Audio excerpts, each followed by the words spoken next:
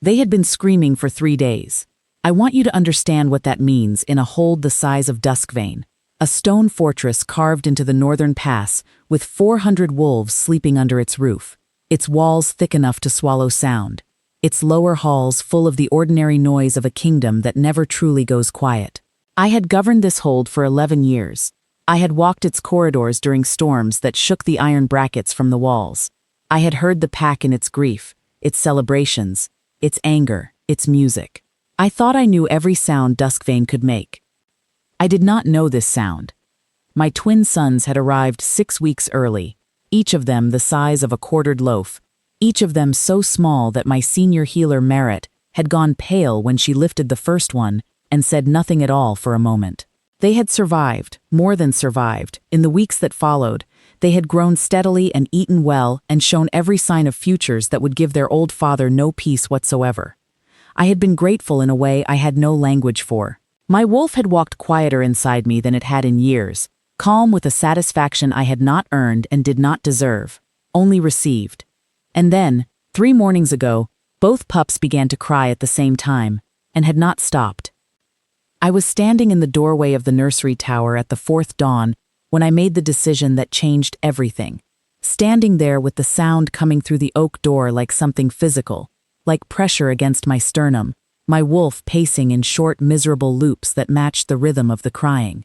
Maid had been in and out all night. 3 different nursemaids, experienced women, omega-ranked, steady-handed, had tried and failed. The pups had eaten. Their wrappings were clean. There was nothing wrong with them that anyone could find, and yet they screamed, as though the world had broken open and the cold had gotten in. I put my hand flat against the door and felt the vibration of it, and I said to my steward Caldus, who was standing 2 steps behind me with the careful expression of a man who has not slept in 3 days and is pretending otherwise, "Bring everyone." Caldus blinked. "My lord? Everyone in this hold who has not yet tried. I don't care what their rank is. I don't care what post they hold." I did not look away from the door.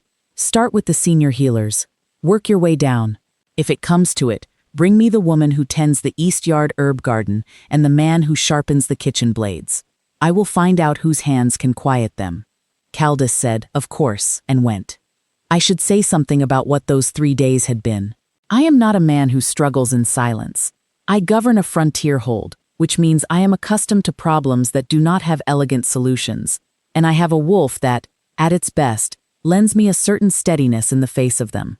But there is no steadiness available to a man who cannot help his own children, and Maid had confirmed on the 2nd day that there was nothing wrong with them she could identify, which meant we were not dealing with pain or illness, but with something she described, carefully, as distress, the kind that has no visible source and no simple remedy. She had a theory, something about the bond sense that very young wolves carry, a sensitivity to the quality of the air around them, the comfort or discomfort of those who held them. It was, she said, not uncommon with twins in particular, who sometimes seemed to feel a lack more acutely than single pups, as though each one knew that the world was supposed to contain something specific, and until it arrived, there was nothing to do but make that fact known. I had held them. I had walked the nursery tower until my back ached from the particular hunched walk of a man trying to shorten himself to a less alarming size. I had spoken to them in the voice I use for the great hold wolves when they are uneasy, the low, continuous murmur that sometimes works and sometimes does nothing. They had stopped briefly when I walked, one at a time, and briefly, and then resumed. The 2nd night I had pulled the chair to the window and sat with one in each arm, watching the snow on the high ridges and talking to them about Duskvane, about its history, about the wolf lines that had governed it before me, about what they would inherit, and what I hoped they would do with it. They did not understand a word. They cried anyway, with the cheerful dedication of infants who have not yet learned to calibrate their distress to the audience. By the 3rd night I was tired in a way that went past the body and had begun to affect my thinking. Small things looked wrong. The distance between objects in the nursery seemed unreliable. Caldus brought me tea at midnight and looked at me and said nothing, which was the kindest thing he had done in 11 years of service. And now it was dawn of the 4th day, and I had a plan, and the plan was everyone. I pushed the door open and went in to sit with my sons in the gray and screaming dark, and I waited.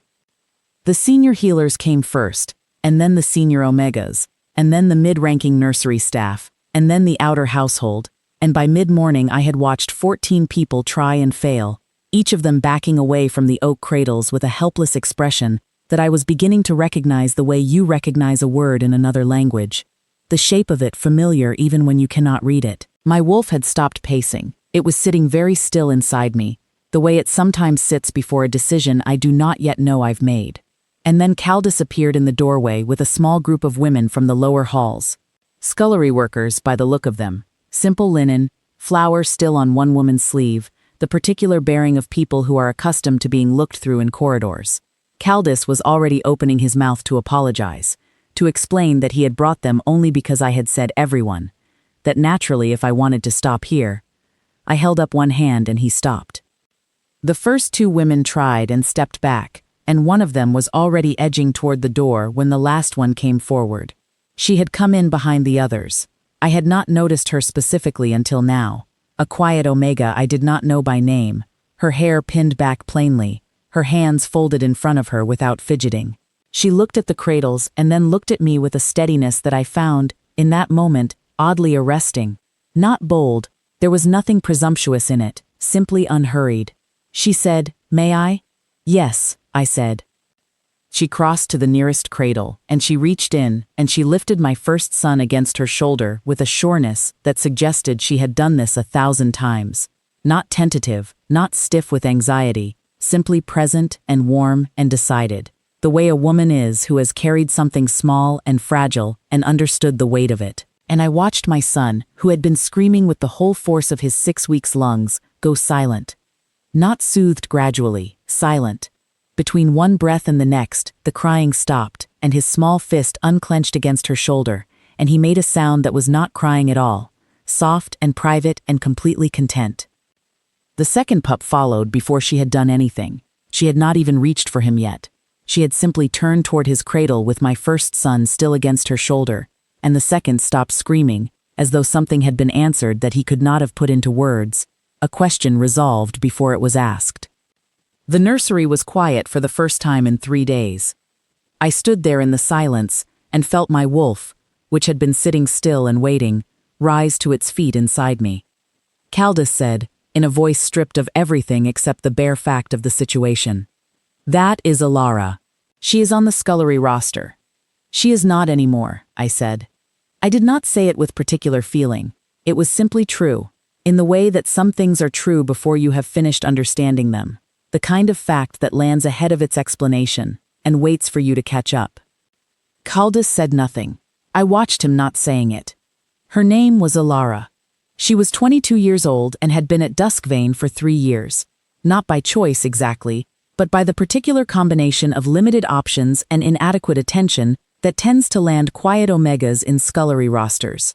I learned this over the course of that day, in fragments, the way you learn things when you are present in the same room as someone for hours without ceremony or occasion to speak directly. She did not leave the nursery. The pups would not permit it. Every time she set them down, carefully, gently, with the same unhurried competence with which she did everything, they began to stir, and the stirring had a quality to it that I recognized from 3 days of dread. The particular trembling on the edge of a cry that meant the sound was coming. She would settle back into the chair by the window and they would quiet.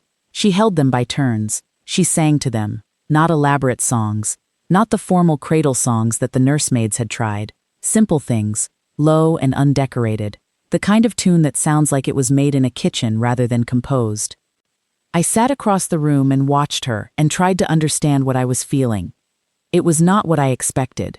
I had thought I would feel relief, and I did, but it was underneath something else. Something I was less comfortable naming. My wolf was awake in a way it had not been in years. Not restless, not uneasy. The opposite. It was paying attention with a quality of attention I had not felt it give anything since before Duskvane was mine to govern. Since before I had learned to think of my wolf as a useful thing, rather than an inconvenient one. It was watching her the way it watches a thing it has been looking for, without telling me we were looking. I made myself focus on practical matters. I sent Caldus to arrange a proper room for her in the household wing, rather than the lower dormitory. I sent Merritt to bring food to the nursery. because it occurred to me around midday that this woman had been standing and sitting and holding 22 pounds of infant between them since early morning, and no one had thought to feed her. When the tray came, she looked at it with surprise. "Eat," I said, from the chair where I was sitting with one pup. She had handed him to me when she reached for the bread, her hands quick and natural about the transfer, as though she did not find it strange to hand an infant to an alpha king as a matter of course. "I have him." She glanced at me. That same steadiness. "Thank you," she said. She ate. My son slept against my chest with an abandon that he had not shown in 3 days, and I felt something loosen in my sternum that I had not known was tight. I learned the rest of it that evening, from Caldas, because I asked. Her full name was Elara of the Fairwick Omega line, a minor line, no alliance value, no pack ranking beyond the bottom of the common roster. She had been presented at 2 gatherings in the years before she came to Duskvane and overlooked at both, which the records noted with the particular brevity that institutional indifference uses for things it considers unremarkable. At Duskvane, she had been assigned to scullery work on the recommendation of Caldas himself, who had placed her there without consideration and kept her there for 3 years through simple inertia, the kind of cruelty that never bothers to know it is cruel. She had worked. She had not complained. She had been, by every account, reliable, careful, and entirely invisible. I asked Caldas how it was that no one in 3 years had noticed her. He said, "She is a very quiet young woman, my lord." I said, "Yes, I've noticed." There was a pause, in which Caldas appeared to be doing some rapid private calculation about whether he should say anything further and arriving at the correct answer, which was no. "She was presented at the Fairwick gathering 2 years before she came here," I said. "The records show no consideration." "She was passed over," Caldas said. "Her line has no standing." "And the Thornmere gathering a year after that." "Again passed over." I considered this. Then I said, "When she came to Duskvane, you placed her in the scullery." "There was an opening," Caldas said. "Her application listed general household experience. The scullery had a gap." A pause. "She was not misrepresenting herself, my lord. She did not claim skills she did not have. She had skills she did not claim," I said. Caldas said nothing. "Her parents were healers. She trained under her mother until the age of 14. She has working knowledge of plant remedies and midwifery. None of that appeared on her assignment." A longer pause. "I did not ask," Caldas said. "No," I said. "You did not." He left, and I sat with the fact of it, and what I felt was something that did not have a clean name. Not guilt exactly. I had not known she existed until this morning. But something adjacent to it. The awareness of a thing that had been happening in my house, in my hold, under my governance, and I had not seen it. 3 years of a woman being used for a fraction of what she was capable of because the person responsible for placing her had asked no questions and revisited no answers, and the woman in question had been quiet enough, patient enough, accustomed enough to being overlooked that she had simply worked and not complained and grown more invisible with each passing month. My wolf was less interested in the naming. My wolf knew what it wanted. I went back to the nursery. She was in the chair by the window with both pups. She had arranged herself so that one rested in each arm. I had not thought it physically possible, but she had found the angle, the way you find an angle through patient trial rather than force, and they were both sleeping. The candle on the table beside her was low. The window behind her showed the mountains in the last gray light, snow on the high ridges, the familiar cold skyline of the north. I stood in the doorway and did not announce myself, and she looked up without startlement. "They've been asleep for almost an hour," she said quietly. "Good," I said. I came in and sat in the chair across from her because there was nowhere else in Duskvane I wanted to be right now, and my wolf agreed, and for once in my life I did not argue with it. "Tell me about yourself." She looked at me with that steadiness again, not wary, but not unguarded either. The look of someone who has learned that questions about herself tend to lead to assessments, rankings, determinations of value, and who has decided to simply tell the truth and let the assessment land where it will. "There isn't much to tell," she said. "I have been here 3 years. Before that, Fairwick, a settlement in the lower eastern range. My parents were healers. I know some of what they knew. Mostly plants, mostly pain management, some midwifery. I have not had much occasion to use it here." You would have had occasion, I said, if you had not been put in the scullery. She looked at me for a moment. Yes, she said simply. I'm sorry for that. The steadiness shifted, slightly. Not uncertainty, but something more careful. You didn't know I was there. No, I said. That's the part I'm sorry about. She looked back down at the pups. One of them made a sound in his sleep, the small, round, nonsense sound that sleeping infants make when they are dreaming of something entirely unreachable by the waking world. Her arms adjusted fractionally, automatically. I said, do you want to stay? With them, in a proper post, with the household, not the scullery. I need someone in this nursery who they will actually sleep for, and I'd rather not spend 3 days screaming at the walls every time you leave the room. She looked up at me again, and something in her face shifted. Not to warmth exactly, not yet, but to something that might become warmth if I were patient enough. I would like that, she said. Good, I said again. Sleep, I'll take them. She let me take the first one, the handoff smooth, her hands steady under mine for just a moment as the weight transferred, and in that moment I felt my wolf go absolutely still. Not calm, not quiet, still, the way a held breath is still, the stillness of something that has been moving toward a thing for a very long time and has, without warning, arrived. I sat with my sons and watched her fall asleep in the chair, her head tipping against the wingback, her hands loose in her lap, and I felt the night settle around me with a quality it had not had in years. I did not understand it yet. I told myself I did not need to understand it yet. The days that followed had a quality of illumination to them that I was not prepared for. Not dramatic illumination, not the bolt and thunder that the old mating songs tend to favor, the bone-deep shock of a recognition that drops a man to his knees in the middle of a ceremony floor. This was slower and more thorough than that, the way the sun comes up in the northern pass, gradually and then all at once, filling corners you had forgotten were dark. She had been in this hold for 3 years, and I had never seen her. Now I saw her everywhere. In the nursery in the mornings, with the light from the east window catching the copper in her hair. In the corridor outside the nursery at midday, speaking quietly to Merritt, who had taken an apparently instantaneous liking to her, and was now teaching her the specific vocabulary of infant wolf care, with an enthusiasm that suggested she had been waiting for a student. In the great hall at mealtimes, where she had been seated now at the household staff's table rather than the lower rostrum, and where she ate with the careful attention of someone who is still slightly surprised to be there. I saw her in the East Yard herb garden on the second morning, which I had not expected. She had risen early enough to go out before the breakfast bell, and she was walking slowly along the beds with the expression of a woman doing an inventory she has been wanting to do for 3 years, kneeling occasionally to look at something close, her breath making small clouds in the cold air. One of the younger nursery wolves had followed her out, a gray yearling named Sull who attached himself to new people on principle, and she spoke to him without looking away from the plants, a low private commentary that I was too far away to hear. Sull sat beside her with the composed dignity of a young wolf doing his best to appear professionally relevant.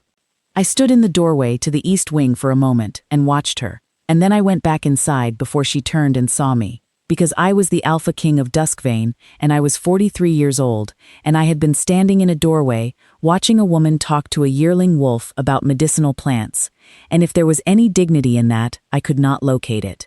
My wolf, on the other hand, was entirely comfortable with the situation. My wolf pulled toward her every time she was in the room, not urgently, not with the frantic insistence of a wolf that is afraid of losing something, with certainty. A kind of territorial warmth that was very far from territorial in the aggressive sense, more like the satisfaction of a thing that knows where it belongs and keeps orienting toward it. I let myself watch her. I knew that I was doing it. I stopped trying to explain it away.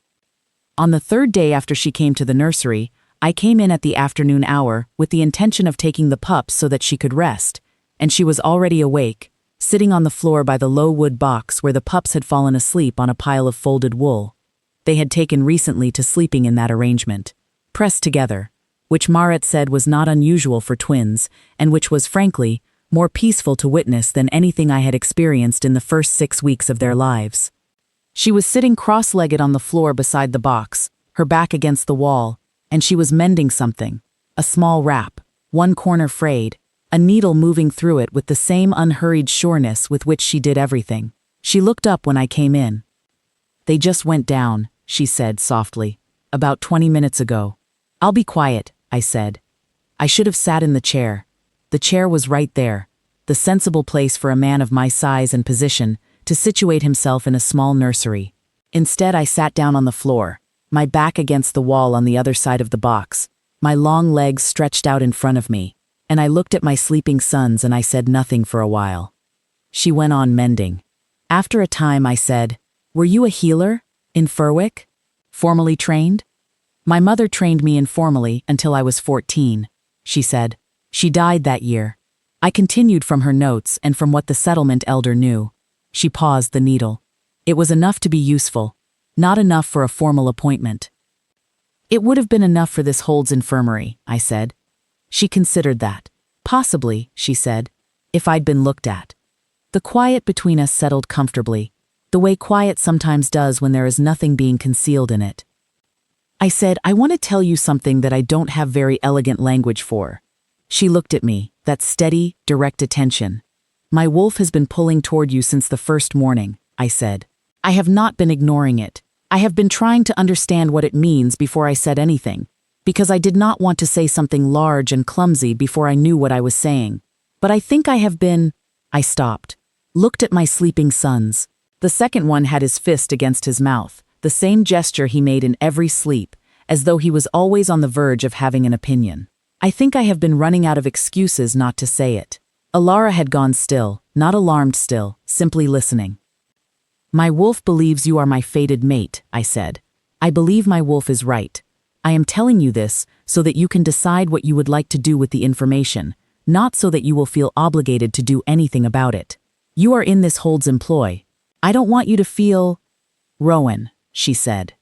It was the first time she had used my name. Not my title, my name. I stopped talking. She said, "I know." A pause. "I have known since the first morning. I didn't say anything because I didn't know how to say it to you. You are the Alpha King of Duskvane and I was on the scullery roster." Another pause, very quiet. It seemed like a great deal to say to someone you met an hour before. I looked at her. She was looking back at me with an expression that was completely unguarded now, not the steadiness of self-protection, but the steadiness of someone who has decided to simply be present, all the way, and let the truth of the moment be what it is. "Yes," I said. "I suppose it does." She laughed very softly, a real laugh, surprised out of her, and the pups stirred at the sound the way they stirred for her and only for her. She glanced down at them. The second one settled. The first put his fist back to his mouth. "They like you," I said. "I know," she said, and there was something in her voice now that was neither clinical nor guarded, something warm and entirely certain, the particular knowledge of a bond that has been acknowledged and has no intention of being unacknowledged.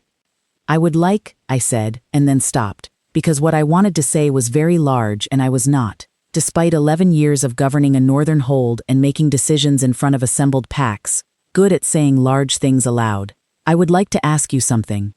"Ask," she said. "Would you consent to—" I looked at her. "I'm making a mess of this." "You're doing fine," she said. "The mark," I said. "If you are willing, I would like to offer it. If you are not willing, if you need more time, or if any part of this is not what you want, I will wait. I will wait for as long as you need. I want to be clear about that." She was quiet for a moment, not hesitating, thinking, in the way she thought about things, fully, without performing the thinking, arriving at what she actually believed and then saying it. "I am willing," she said. I reached across the box where my sons were sleeping, and I took her hand. The mark came at once. No ceremony, no ritual, no assembled witnesses.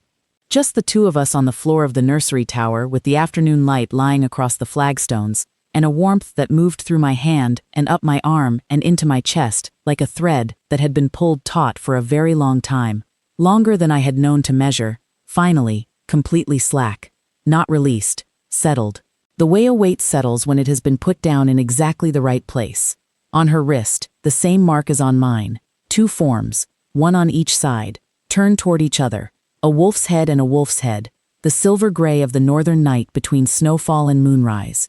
She looked at it. I looked at it. "Oh," she said. "Yes," I said. We sat there for a moment in the simplicity of it, the 2 marks and the sleeping pups and the quiet afternoon, and I felt my wolf lie down inside me with the completeness of a thing that has been working for years and is finally, at last, done. I told Marit first, because Marit had earned that, and because she said, when I found her in the infirmary corridor with a satisfied expression that suggested she had not been surprised, "I know. I have been waiting 3 days for you to figure it out." aaRejected figured it out on the first morning, and then she patted my arm in a way that was not entirely respectful of my title and went back to her work. The rest of the hold learned at the evening meal. I want to be clear about how this was done, because I have read accounts of these moments in the old chronicles, the ceremony, the throne room, the Alpha King striding through the parted crowd with his hand extended, the theatrical weight of it. That is not what happened at Duskvane. What happened was, I came into the great hall for the evening meal, and aaRejected came with me, not behind me, not escorted as a guest, but beside me, her wrist with its new mark at her side, moving through the hall with the same unhurried sureness that she moved through every room. The hall was full, the tables were laid. The senior staff were at their usual places, and Caldus was at the head of the household table where he sat every evening, and the assembled pack was the assembled pack. I stopped in the middle of the floor and I said, in the voice I use when I want a room to be quiet and to stay quiet, "This is aaRejected. She carries my mark. She is the Luna of Duskvane." That was all I said.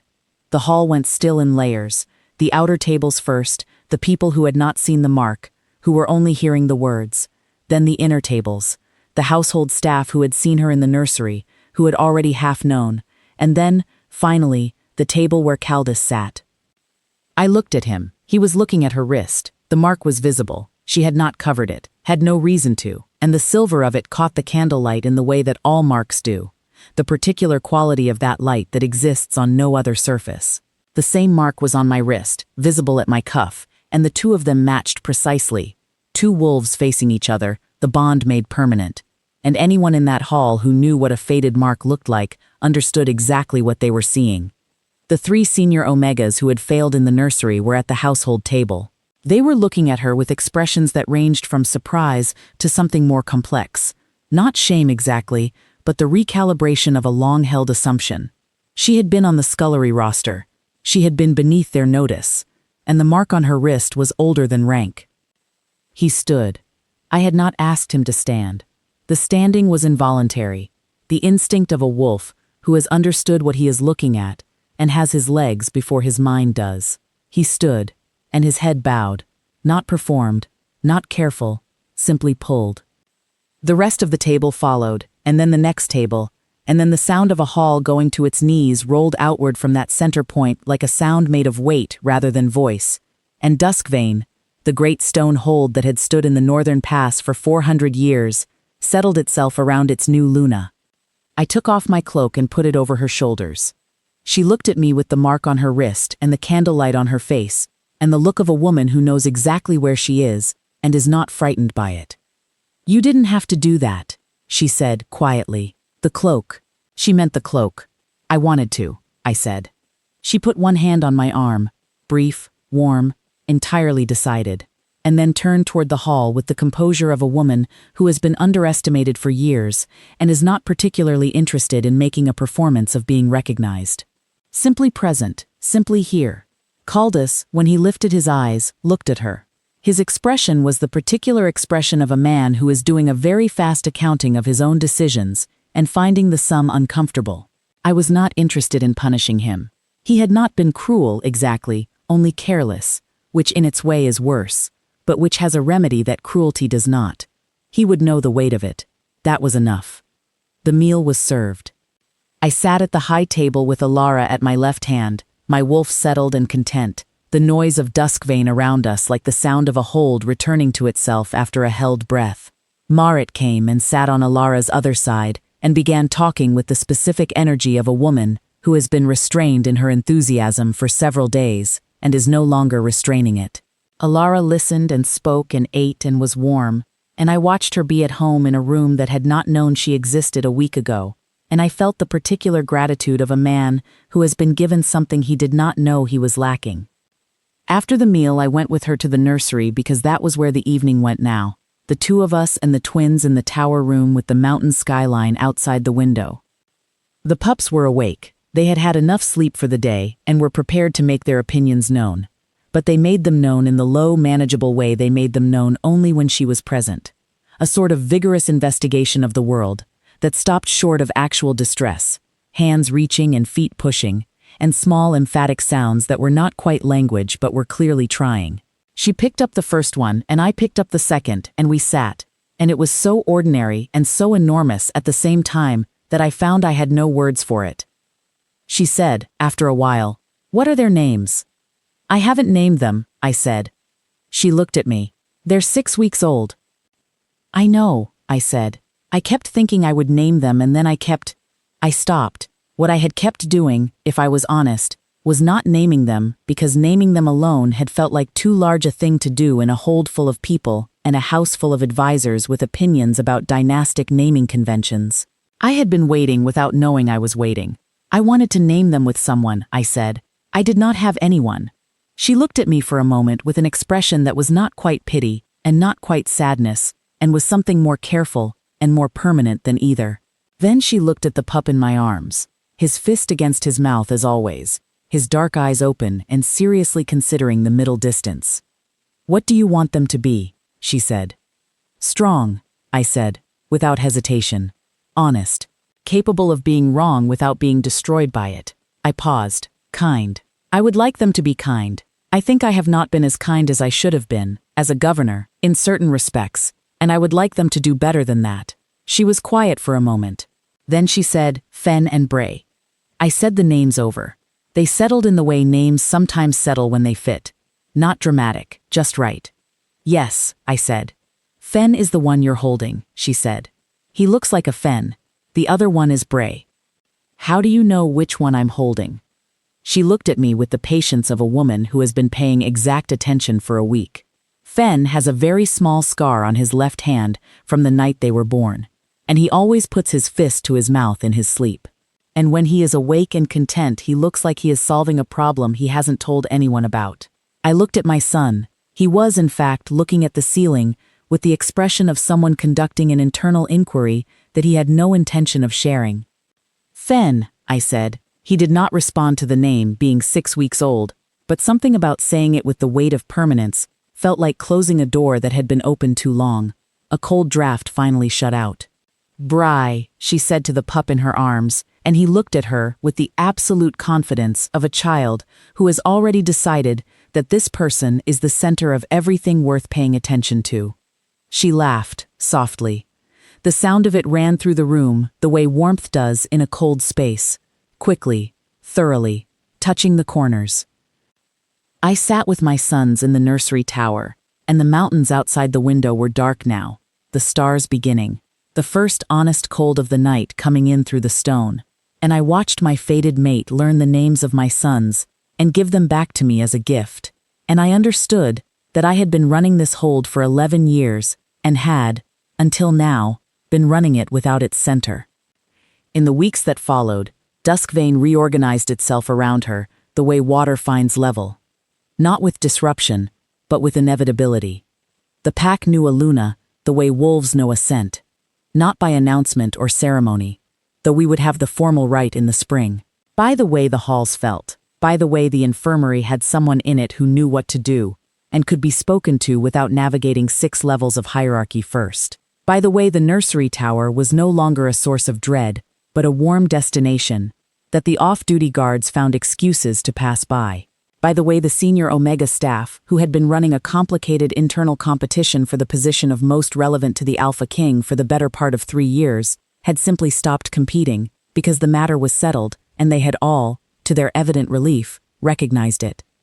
Caldas reorganized the scullery roster. He did not make a statement about it. He simply revised the assignment records and presented them to me one morning, with the look of a man filing paperwork he knows is overdue. In the revision, 3 Omegas who had been in low service for long stretches based on nothing except his casual placement of them had been reassigned to posts that matched their actual capabilities. I signed the revision without comment. He nodded and left. It was, I thought, the most productive we had ever been with each other. acAlla found the infirmary's herb stores within her first week of having access to them and reorganized them with the particular focused energy of someone who has been waiting 3 years to do exactly this. Maid watched this happen with the expression of a woman witnessing a natural phenomenon she has been predicting and is thoroughly vindicated by. By the end of the second week, 3 cases that had been lingering in the infirmary without resolution had been addressed with remedies from acAlla's memory of her mother's notes, and Maid was introducing her to every visiting healer as my colleague, in a tone that left no room for discussion. Fen and Bray grew. That is the plain truth of it. They grew. Not remarkably fast, not supernaturally, just steadily, the way things grow when they are well. They slept, they ate, they developed opinions about everything, expressed in the vigorous pre-language of infants who know exactly what they want and are waiting for their mouths to cooperate. Fen, it turned out, did have a contemplative quality. He would go still and watchful at intervals, studying faces with a seriousness that made Maid say he would either be a great thinker or a very annoying one. Bray was the loud one, the one who reached for everything, the one whose delight in the world was a physical force that occasionally required both hands and a reflexive step backward to manage. They were both, from the very beginning, entirely certain about acAlla. I think about that sometimes. The fact that it was the pups who knew first. Before I admitted what my wolf was telling me. Before anyone in the hold had recalibrated their understanding of who she was. Before the mark. They had known. I asked her about it once, in the evenings after they were asleep, when we sat in the tower room with the mountains outside and the quiet of a hold going to rest around us. Do you know why them? I said. Why they calmed for you, and not for anyone else? She thought about it, the way she thought about things, seriously, without rushing. I don't know for certain, she said. My mother used to say that young wolves know the bond before adults do, because they haven't learned to argue with it yet. A pause. I think they recognized what was coming, what I was to you, and they wanted it to happen. I sat with that. They were 3 days old, I said. Yes, she said. Very young to have opinions. I think they come by it honestly. I looked at her. She was looking back at me with the trace of laughter in her expression, quiet and warm. That was meant to be directed at me, I said. Was it? She said. I laughed, and the sound of it felt like something I had not used in a long time, rusty and genuine, surprising me. She leaned forward and put her hand over mine where it rested on the arm of the chair, and the mark on her wrist was warm against my skin, steady and decided, the 2 wolves facing each other in the silver-gray light of the northern night. I want you to know, I said, that I am sorry, for the 3 years before, for the scullery, for the gatherings where you were overlooked, for all of it that happened in this hold that I did not see. She was quiet for a moment.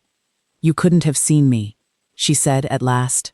I was invisible, not cruelly, just, she stopped, found the right words. Some women become invisible when there's no one looking for them. I had been invisible for a long time. You found me because of them. She glanced toward the sleeping pups. I'm not sorry about how it happened. I am here now. You are here now, I said. Yes, she said. The mountains outside the window held the snow on their high ridges, bright under the winter stars. The same view I had looked at for 11 years. And it was different now. Fuller, somehow. The way a room is different when it is the right kind of full. The hold was quiet below us. Fen had his fist to his mouth. Bray had both arms flung wide in the complete trust of an infant who knows, in every cell of his small body, that the world will catch him. I turned my hand under hers and held it. And Duskvane, which had stood in the northern pass for 400 years, through storms and succession, and all the ordinary turning of a wolf-pack kingdom, settled itself into a future it had been waiting for, and was still.